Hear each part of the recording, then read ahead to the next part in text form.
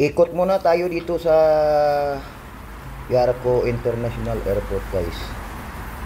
May hinihintay lang tayo na sunduin galing sa Guyana, kaibigan nating matalik at saka Pilipino rin. May pag-usapan kasi kami. Magparking ka sa loob, pwede rin, pero mamaya-maya ikot muna tayo rito. Mahaba kasi daw yung pila sa immigration, at saka stricto pa naman sa immigration. Yung mga malita mo, bubuksan mo yan at titingnan nila. So wala pa rin.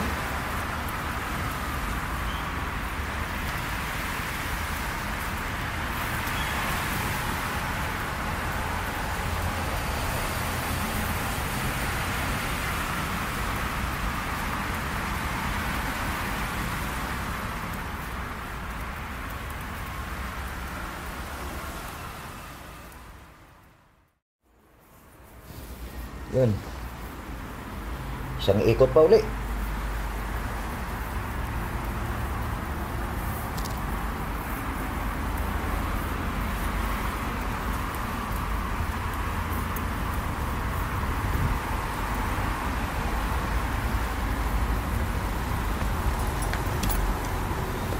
Mabuti maaga pa tayo, hindi traffic kanina yung pumunta tayo rito.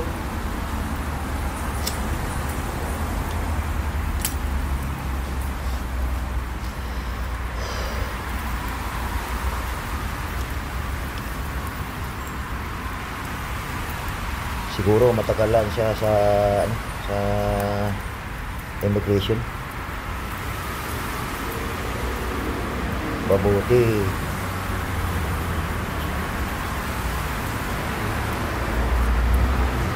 papasok na lang tayo sa parking area.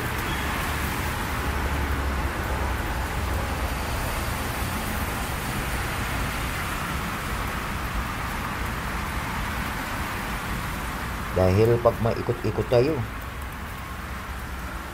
ganun rin eh. So pasok na lang tayo rito.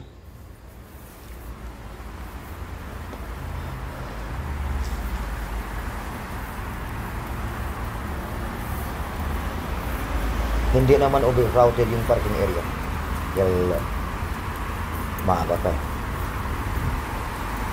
Kuha muna tayong ticket.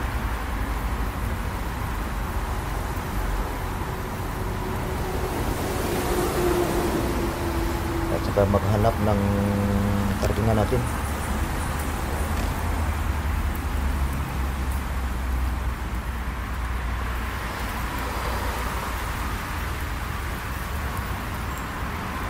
Naku,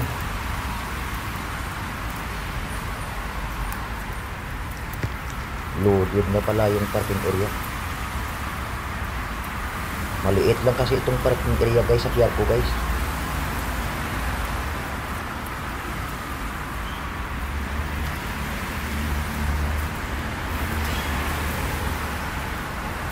Kaya yung arrival building,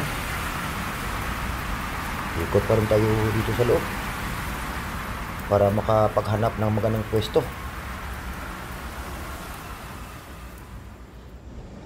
Siguro dito pwede na.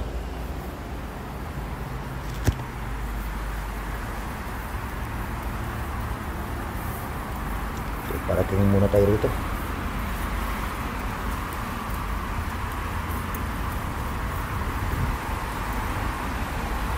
Pwede naman siguro ito dito.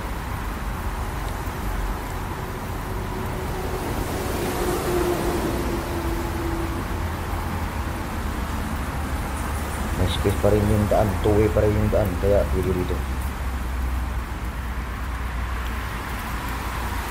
Magmuni-muni muna tayo rito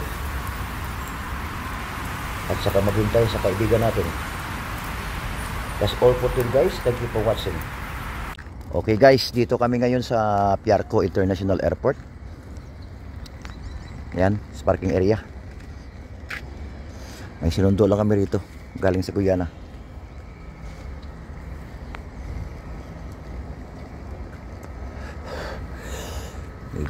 Medyo matagal pa siya sa immigration, so parking muna kami rito.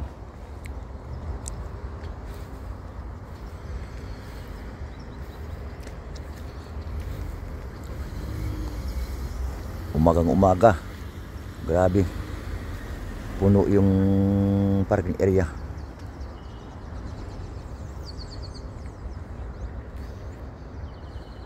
Dito yung arrival entry, at ito naman yung, ito pala yung departure entry na building. Ito naman yung arrival. Okay guys, dito tayo sa arrival ng Piarco Airport. Hinihintay lang natin yung kaibigan natin lalabas ito at hatid sa apartment niya. May sinundo lang tayo rito. Tagal-tagal na rin tayo hindi nakapunta rito sa airport. Siguro pagpa-uwi na siguro.